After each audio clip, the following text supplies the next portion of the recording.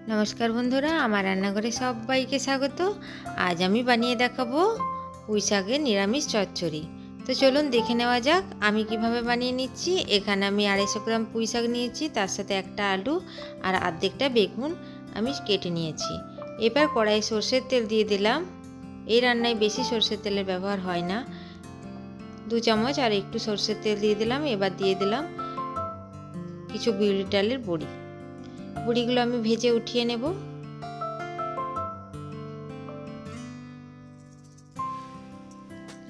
বড়িগুলো ভেজে উঠিয়ে নিয়ে দিয়ে দিলাম হাফ চামচ 5 ফোড়ন আর একটু হলুদ গুঁড়ো। এরপর কেটে রাখা বেগুনগুলো দিয়ে দিলাম। বেগুনগুলো একটু ভাজা হয়ে যাওয়ার পর কেটে রাখা আলু আমি দিয়ে দেব। আলুগুলো একটু ছোট ছোট পিস করে নিয়েছি।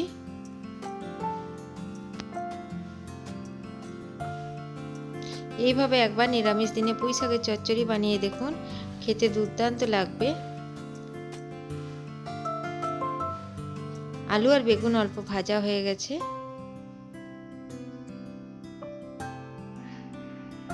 এরপর দিয়ে দেব কেটে রাখা পুঁই শাক। পুঁই শাকগুলো প্রথমে আমি ভালো করে ধুয়ে নিয়েছিলাম, তারপর কেটে আরেকবার ধুয়ে নিয়েছি। এখানে আমি পুঁই শাকের সাথে কচি কচি ডাঁটাগুলো দিয়ে দিয়েছি। ডাঁটাগুলো থাকলে খেতে আরো টেস্ট হয়। দিয়ে দিলাম পরিমাণ মতো নুন, অল্প একটু হলুদ গুঁড়ো,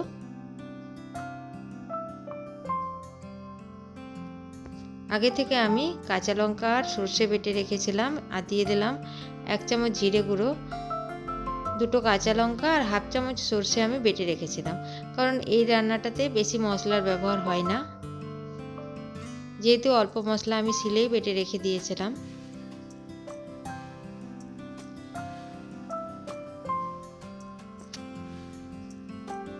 দিয়ে দিলাম কাঁচা লঙ্কা সর্ষে বাটা।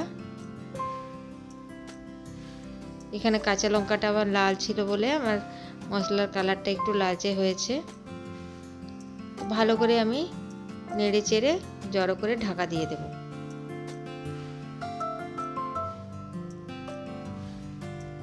প্রায় 5 মিনিট পর আমি খুলে দেখি ডাঁটাগুলো সেদ্ধ হয়েছে কিনা। মাঝখানে আমি একটু নেড়ে আর একটু জল দিয়ে দিয়েছিলাম। ডাঁটাটা আর আলুটা ভালো করে সেদ্ধ হয়নি, আমি আর একটু ঢাকা দিয়ে রেখে দেব।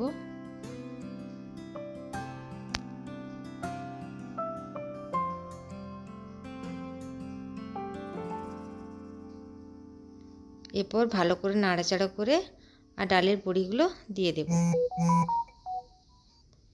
ডালের বড়িগুলো দিয়ে ভালো করে নাড়াচাড়া করে গ্যাসের আঁচটা বন্ধ করে দেব। তৈরি হয়ে গেল সুন্দর স্বাদের পুঁই ডাঁটার চচ্চড়ি। আমার এই রেসিপি যদি আপনাদের ভালো লাগে তো আমার চ্যানেলটিকে সাবস্ক্রাইব করার জন্য অনুরোধ রইল। সঙ্গে একটি লাইক করে দেবেন। ভিডিওটি দেখার জন্য সবাইকে অসংখ্য ধন্যবাদ।